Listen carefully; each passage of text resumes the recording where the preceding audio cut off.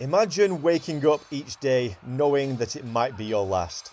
Your life isn't your own. You are a slave, and every moment is dedicated to one purpose: survival. The crowds cheer your name, but their applause is as fleeting as your next breath.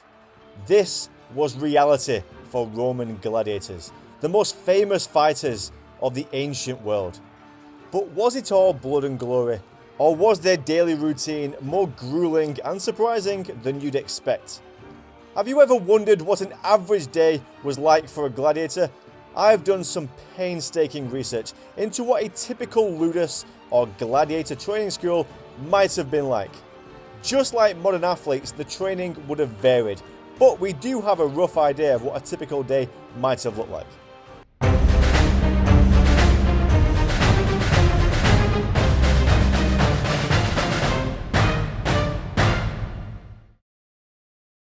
4:30 a.m.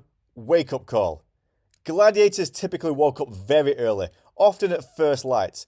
Living in a ludus, they followed a strict schedule imposed by their lanista, or trainer.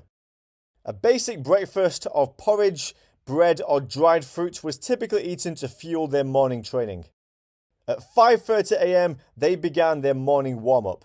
The gladiators started with intense physical exercises such as stretching, running, or basic calisthenics to build their endurance and flexibility.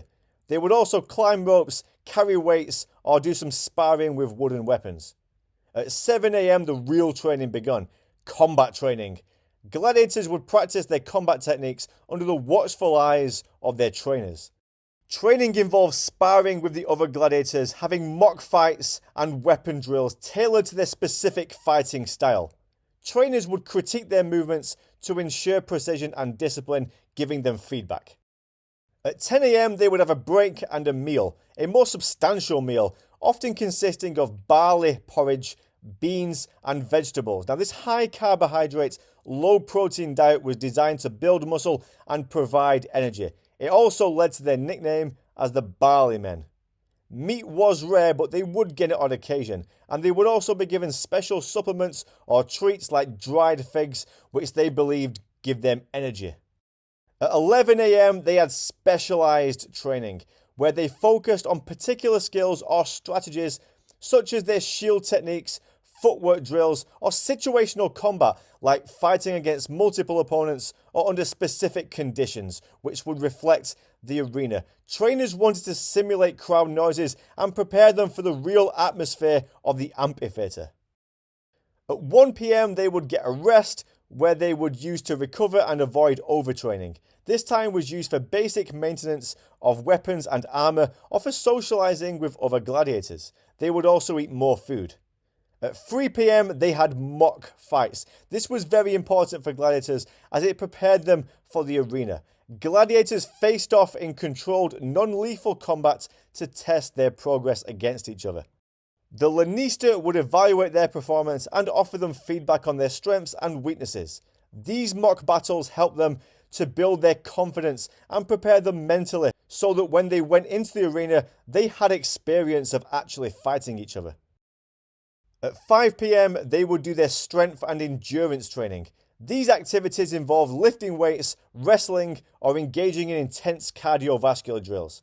Trainers pushed gladiators to their physical limits to improve their stamina and ensure that they could perform well under the stress of the arena. At 7 p.m. they had their evening meal. Another large meal was served, similar to what they would have at lunch, with plenty of barley, beans, and sometimes olive oil or bread. Sometimes they were even given diluted wine as a treat. 8 p.m. onwards was their leisure time. They used this time to sharpen their weapons, care for injuries, or just have conversations with each other. Some would pray to their gods for strength or luck in upcoming fights. At 9 p.m. it was lights out. Strict rules in the ludus required gladiators to get plenty of rest so they were ready for next day's grueling training. They slept in communal barracks, often with minimal comforts. Days before a fight, their training would be less intense so that they were 100% ready for the fight. Now, their lives may seem exciting from a distance, but the reality was grueling and often brutal. Historians estimate that gladiators had a 50% chance of dying over the course of their career. Now, by comparison, a modern boxer has a 0.1% chance of dying over their career. Thank you for watching the video, guys. What do you think? Would you be able to survive life as a gladiator? Let me know in the comments section. I want to hear your thoughts. If you've enjoyed the video, please like and subscribe. Thank you and have a great day.